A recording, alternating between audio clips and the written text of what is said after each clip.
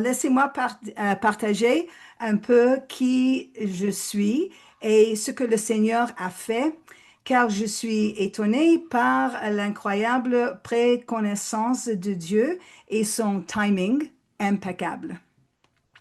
J'ai grandi à Montréal, Québec, dans un quartier juif très dense, appelé Côte-Saint-Luc.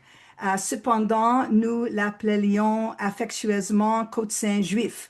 Montréal a un des taux le plus élevés de non-assimilation en matière de mariage, ce qui signifie que les Juifs se marient rarement en dehors de leur communauté. Montréal est la seule ville des Amériques, nord, sud ou centrale, où la majorité de la population juive est orthodoxe et religieuse. Ce fait contribue à une communauté juive très conservatrice. Avec une population de 100 000 juifs à Montréal, nous n'avons qu'une seule synagogue réformée et quelques synagogues conservatrices, et le reste est orthodoxe ou ultra-orthodoxe. Cela montre déjà qu'il y a une certaine diversité d'opinions en matière de religion ou de direction spirituelle en sein de la communauté juive. Bien que Montréal soit célèbre pour ses excellents bagels, elle a aussi été à un moment classée comme la ville avec un grand nombre de survivants de l'Holocauste. Beaucoup d'entre vous connaissent bien sûr l'Holocauste. La raison pour laquelle j'en parle de l'Holocauste, c'est de montrer que ce fait a contribué à cette mentalité de nous et eux. Je voulais fournir un peu de contexte pour vous aider à comprendre les barrières que l'histoire a créées pour un juif d'accepter le Messie et pourquoi cela peut être si difficile. En grandissant, j'ai fréquenté une école juive où j'ai appris à lire, écrire et parler l'anglais, le français, le yiddish et l'hébreu. Nous mangions kasher à la maison, ce qui signifiait que nous suivions de nombreuses lois rabbiniques concernant le loi et la viande. Pas de hamburger de fromage, définitivement pas de jambon et fromage et pas de fruits de mer. Oui, et chez moi, il y avait 4 ensembles de vaisselle différents selon ce que on mange et la saison. Pendant l'année, nous avions jusqu'à 14 jours de jeûne, faste, et de nombreuses journées de festin. Mais il y avait beaucoup de restrictions. Pas de levain, par exemple, pendant la Pâque, seulement des produits laitiers et à la Pentecôte. Et cela ne concerne que la nourriture. Alors, après tout ça, qui veut convertir à la judaïsme? Bon, il y a beaucoup des autres choses aussi qui sont difficiles. Alors, que fait une fille juive apparemment sympathique lorsqu'elle rencontre un garçon juif sympathique qui lui dit lors de leur première rencontre que si elle ne croit pas en Jésus-Christ, elle va en enfer. Cette fille juive intelligente est allée le dire à sa mère. Maman, je viens de rencontrer ce garçon juif qui m'a dit que je ferais mieux de croire en Jésus-Christ. Et ma mère a répondu, il est fou, éloigne-toi. Mais la plupart d'entre nous, face aux restrictions de parents, choisiraient ensuite de ne pas suivre leurs conseils. Et donc, j'ai continué à courir après Jacques et je lui ai même demandé de m'épouser 10 mois plus tard. Concernant, certainement, nous ne recommandons pas qu'un croyant épouse un non-croyant, ça c'est sûr. Nous sommes reconnaissants au Seigneur que dans sa miséricorde et sa grâce, il a patiemment attendu que je vienne à la foi afin que Jacques et moi puissions servir ensemble. Le moment où j'ai rencontré Jacques, le moment quand j'ai rencontré Jacques était parfait. J'avais une sœur aînée qui j'aimais beaucoup et durant mon adolescence, j'ai passé beaucoup de temps de qualité avec elle. Ensemble, nous étions ensemble beaucoup. J'appréciais profondément son avis sur presque toutes les choses. Ma sœur a commencé à s'intéresser à la philosophie indienne et elle a rencontré un gourou qu'elle tenait en haute estime. J'ai envisagé d'assister à un de ses cours, mais parce que Jacques et moi venions de commencer à sortir ensemble, il a fermement dit non, tu n'iras pas voir ce gourou. Lui-même venait d'accepter la foi 3 mois plus tôt, mais il tenait fermement sa position. Alors pourquoi est-ce que j'ai écouté son avertissement? Peut-être j'étais impressionnée par sa guitare, il a joué la guitare très bien, ou peut-être c'était sa conviction sincère qu'il existe, il existe une vérité exclusive. La conviction est convaincante. Et par la grâce de Dieu, j'ai écouté. Parvenu à une conviction religieuse, mais chacun à sa façon. Alors maintenant, Jacques et moi nous sommes mariés et pendant 8 ans, il a persévéré dans sa foi, tandis que j'ai résisté à l'appel de l'esprit. J'aimais mes traditions juives et que j'affirmais mon identité de juif. Alors, Jacques travaillait, lisait et étudiait, tandis que moi, je cuisinais, nettoyais et élevais les enfants. Cela ressemble un peu l'histoire de Marie et Martha. De temps en temps, Jacques me parlait de ce que la Bible disait. Et moi, je lui répondais, dis-moi ce que tu veux, mais je ne parle pas de Jésus et de Paul.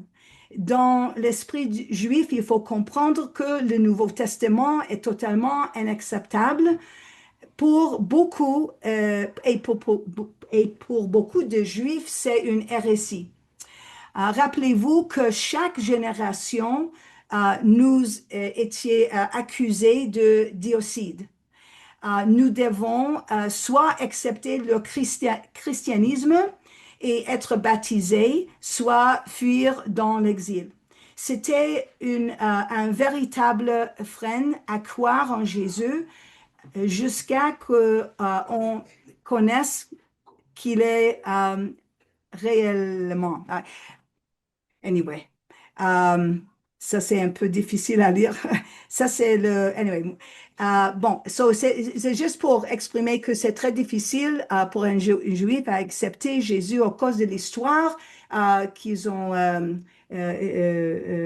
passé avec depuis siècles et siècles. C'est pas juste l'Holocauste, mais comme vous savez déjà, je suis sûre avec dans les mi-siècles,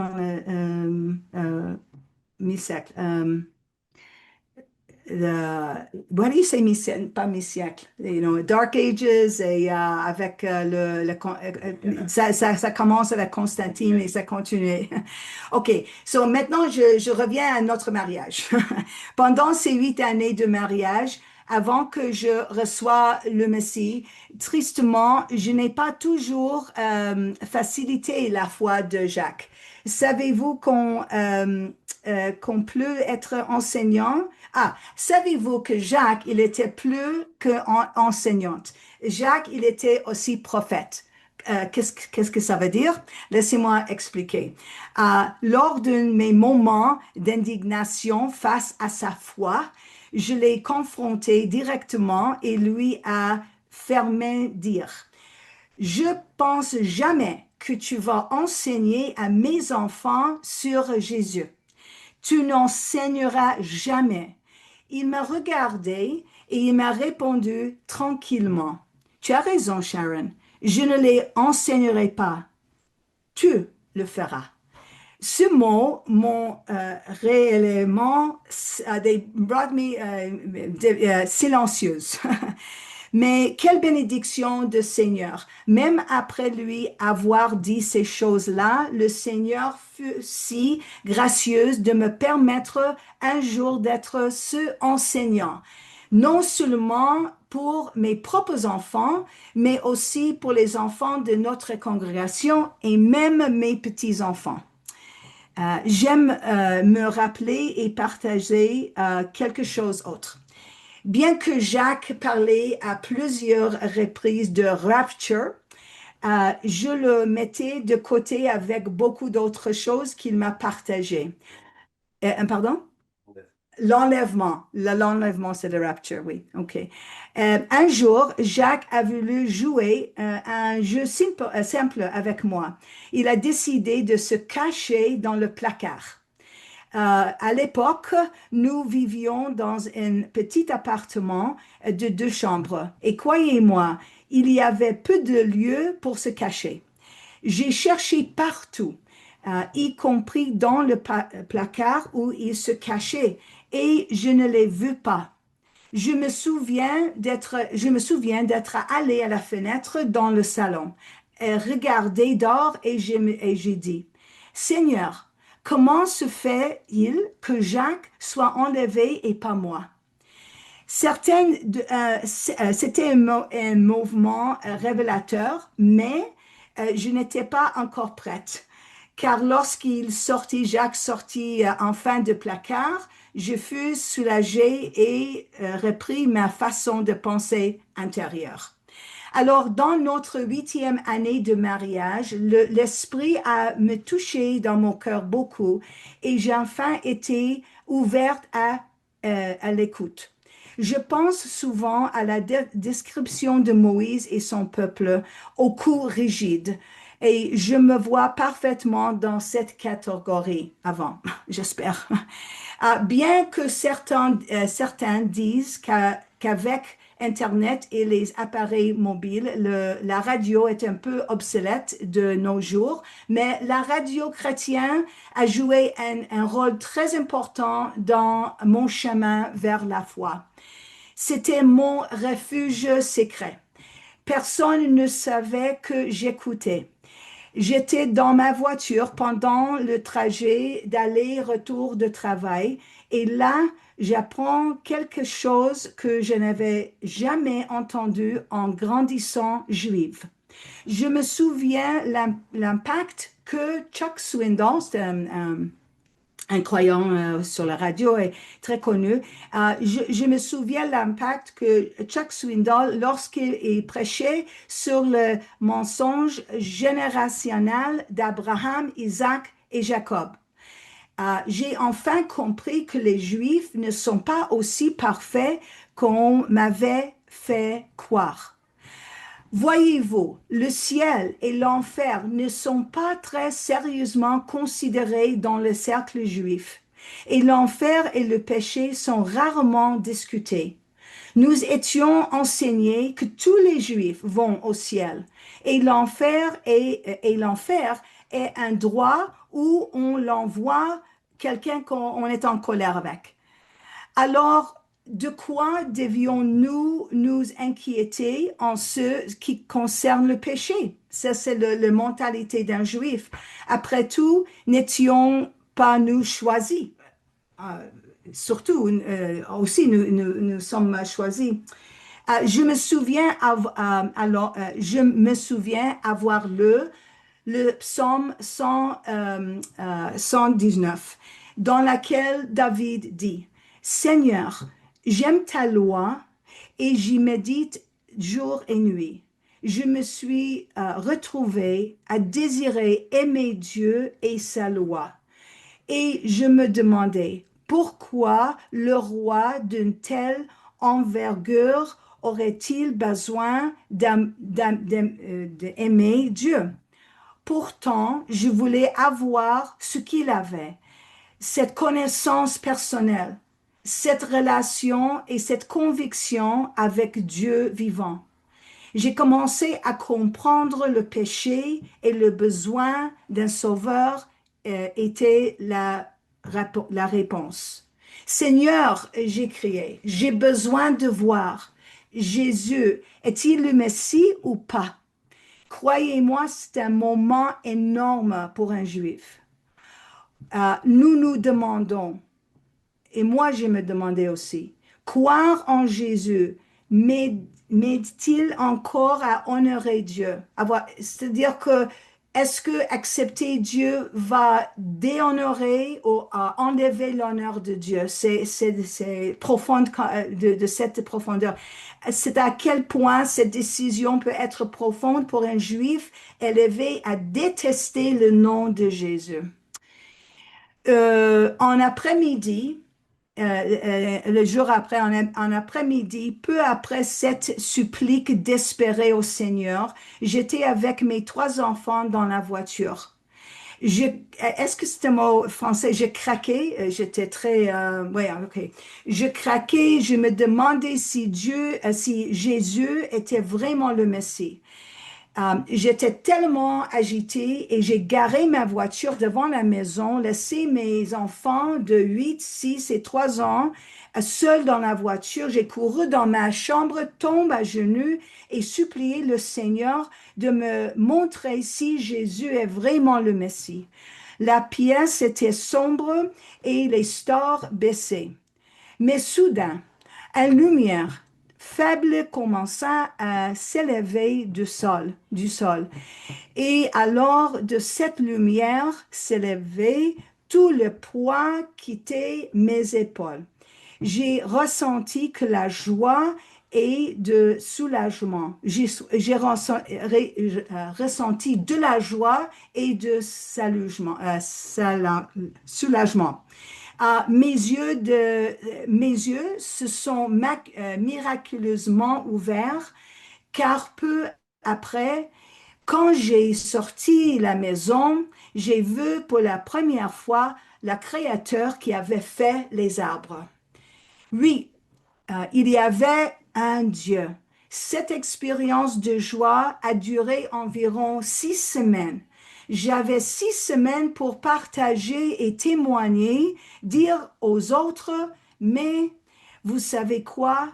Je ne dis pas à personne, même pas à mon mari. Quelle honte et quel péché, mais il y a un mot important que nous devons tous insérer dans notre autobiographie. Le mot est cependant Dieu. Je m'y tiens. Alors, laissez-moi vous partager quelque chose que j'ai appris. Dans ces 6 premières semaines, dans ces six premières semaines sont passées et que cette élation s'est complètement estompée. Je me souviens avoir demandé au Seigneur, oh, puis-je avoir encore cette expérience de joie? Et qu'est-ce que j'ai appris? C'est qu'il existe quelque chose plus stable, plus concret que l'expérience seule. C'était l'application consistante et l'étude de la parole qui suivait. Vous vous souvenez de ce que Pierre a dit après avoir entendu la voix de Dieu lors de la transfiguration. Bien qu'il a entendu et que cette voix fût aussi vraie et réelle, c'était cependant quelque chose de très transitoire. Elle fut étendue, puis disparue, alors que la parole de Dieu est plus sûre. Elle est écrite, confirmée dans l'esprit, que le cœur de beaucoup et elle résistait à épreuve de temps. Pierre nous donne un excellent conseil. Étudier la parole, la connaître et la vivre est une vraie formule de succès. Maintenant, une fois devenu croyant, ouvert en Yeshua, les choses sont devenues difficiles. Mes parents disaient souvent à mes enfants que je ne suis plus juive. Il était extrêmement blessé et en colère à propos de mon choix de foi. Il le prenait personnellement et se sentait honteux. Il ne cessait de me dire combien j'étais lavé cérébralement, on dit ça, comme brainwashed, oui, en croyant ceci. Et Jacques devient l'ennemi de la famille. Croyez-moi, j'essayais à plusieurs reprises de quitter la foi parce que cela semblait beaucoup plus facile d'avoir la paix avec mes parents et les gens. Après tout, Dieu n'a-t-il pas dit qu'il faut honorer nos parents? Mais parfois, nous ne pouvons en même temps avoir la paix avec Dieu et le monde. Ces choses sont devenues très difficiles lorsque un anti-missionnaire a été invité par mes parents pour essayer de me déprogrammer, pour me faire quitter la foi. Laissez-moi expliquer qu'est-ce que c'est un anti-missionnaire. Ce sont des juifs généralement orthodoxes ou religieux qui ne veulent pas que les juifs croient en Jésus. Ils sont formés pour détourner la prophétie messianique. Puis il entoure cela de culpabilité juive. Il procède alors à un chantage émotionnel. Vous équite comme un traître pour votre peuple. Il a dit que nous sommes des traîtres à nos peuples, c'est ça. Et ils sont très forts, ces anti-missionnaires. Dans cette réunion particulière, lorsque mes parents ont invité cet anti-missionnaire, il a souligné divers faux arguments bibliques, puis nous a accusés. Indigné, il se lève de sa chaise, je me rappelle très bien, même à ce moment, avec une voix croissante et assez frissonnante. Il nous a dit que nous avions mis sa grand-mère dans le four pendant l'Holocauste. Il affirmait que quitter notre foi en Jésus était comme tuer notre propre peuple. Jacques appelle souvent ce processus éliminer l'ivraie du blé, car il y a des Juifs qui quittent après ce genre de pression et peut-être n'étaient-ils jamais croyants au début. À l'époque de cette réunion, nous vivions à l'étage au-dessus de mes parents. C'était un duplex. On a vécu en haut de la duplex supérieure. Cet anti-missionnaire a dit à mes parents de mettre le numéro 666 sur la porte du garage et notre porte d'entrée. Lorsque mon fils Jonathan rentra de l'école ce jour-là, il demanda à Jacques, Papa, avons-nous changé l'adresse? L'antimissionnaire a aussi dit à mes parents d'inscrire un verset sur chaque cadre de porte de leur maison. Et le verset était de Luc. Tu devrais haïr ta mère et ton père si tu es mon disciple. détournant complètement l'intention de Luc concernant le discipulant. Haïr vos parents, définitivement non. Pas mettre Dieu, mais mettre Dieu en première, surtout, définitivement oui. It's time out? Ça veut dire quoi? Ah, ça fait 20 minutes déjà? Ouais, qu'est-ce que ça veut dire time out? Il y a pas de problème, si tu peux continuer. Ah oui? OK. Euh, mais oui, OK.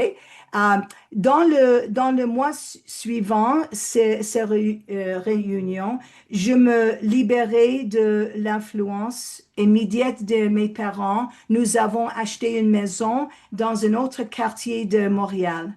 Mais je dois admettre, même si le temps était difficile et que la tension était souvent élevée entre mes parents et moi, l'amour était le lien qui tenait notre relation. Nous choisissions activement l'amour et je m'emmerveille de la façon dont Dieu a permis à l'amour d'opérer dans une situation si tendue. Euh, euh, je dois juste savoir, est-ce que je continue ou je...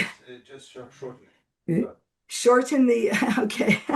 Alors, OK, je vais juste vous dire que c'était un très bon moment parce que à la fin, parce qu'il y avait l'amour dans notre relation, j'ai eu l'occasion de partager avec mon père dans ces dernières 20, 40, non, 24 heures de sa vie.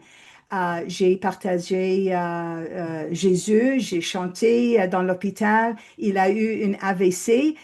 Il ne pouvait pas parler, mais je sais qu'il a bien entendu tout. C'était un moment très touchant. Je donne grâce à Dieu pour donner cette occasion que j'ai eue et comment il a accepté. Il ne pouvait pas parler, mais il a serré ma main 2 fois. J'ai demandé 2 fois. Alors, hallelujah. Oui, merci Gilles. So, alors, ça, c'était une autre chose de son timing qui était impeccable. Mais qu'est-ce que je veux aussi partager? Oh, bon, OK, peut-être la dernière chose vite, c'est que euh, moi, je vivais à Montréal. Et Jacques, il était à Maroc.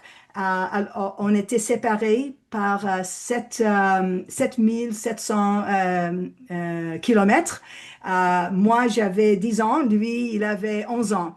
Et en même temps, lui, il donne l'histoire qu'il est allé voir un film à Casablanca. C'était un film sur Jésus. C'est un film qui s'appelle le meilleur histoire de monde. En anglais, c'est The Greatest Story Ever Told. Et c'est drôle parce qu'en même temps, à Montréal, moi, mes parents m'ont n'a pas porté. On est allé voir le même film. Je ne sais pas si la même journée, mais c'était le même film. Et comme Jacques, il a dit que à la fin de ce film, il a dit pourquoi un gars qui est assez bon que ça vient de mourir. Et moi et mon ami, on était là et on a dit à Montréal, oh là là, et on a pleuré beaucoup après voir ce film-là. Alors, je pense que peut-être Dieu a donné le sémule, aussi, le sémule, en même temps de nous deux. Alors, c'est quelque chose. Et oui, alors, mon père, il a accepté. Ma mère, elle a 101 ans. Je suis encore après elle. Je ne sais pas, peut-être Dieu a changé son cœur, on va voir. Mais je continue. Et aussi, juste pour donner un peu de qu'est-ce qui est arrivé dans notre maison, que moi, je suis juive messianique. Ma sœur, comme j'ai dit, elle est hindoue. Et ma aînée, ma sœur la plus yeah, aînée, elle est religieuse orthodoxe Lubavitch. Imagine qu'il y a trois sœurs dans la même maison qui ont été touchées par l'esprit, bon, pas par l'esprit de Dieu, mais on est touchés par la religion et chacun a pris leur. Des fois, on peut voir que c'est pas nécessairement l'influence de les parents parce que tu vois trois voix différentes de les sœurs. Alors, il y a toujours des autres choses à témoigner, mais merci beaucoup pour me donner le temps de partager. Et je vais continuer à apprendre le français plus. OK. OK. Merci beaucoup, Sharon, pour ton témoignage. C'est très touchant de voir que le Seigneur, il se sert de toutes sortes de petites choses pour nous amener à lui. Et on est très content d'entendre ton histoire.